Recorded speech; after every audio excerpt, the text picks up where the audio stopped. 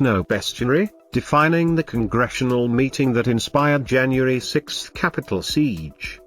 Every 4 years, laws governing presidential elections require a formal ceremony where electoral votes are read to Congress. Never has a U.S. president been elected by popular vote, that is, one candidate's raw number of votes compared to the others from election day results.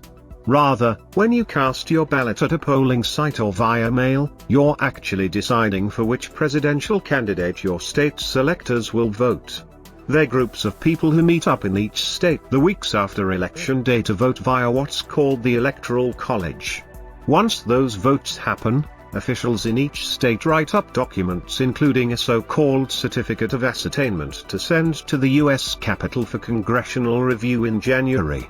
Those documents list the state's slate of electors and who they picked for president and vice president. Congress shall be in session on the 6th day of January succeeding every meeting of the electors.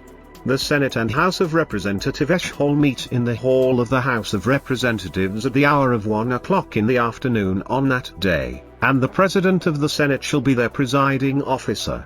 2 tellers shall be previously appointed on the part of the Senate and 2 on the part of the House of Representatives, to whom shall be handed, as they are opened by the President of the Senate, all the certificates and papers purporting to be certificates of the electoral votes, which certificates and papers shall be opened, presented, and acted upon in the alphabetical order of the states, beginning with the letter A.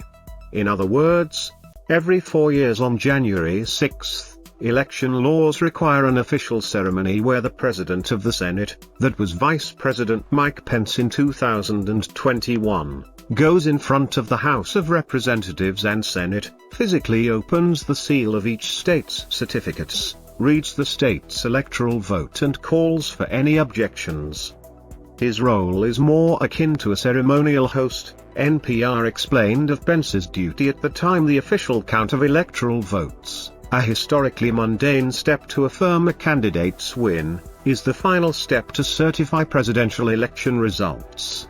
It is a false interpretation of the Constitution, federal laws, or state statutes that govern U.S. elections to consider the procedural event as an opportunity to defy the outcome of the popular vote.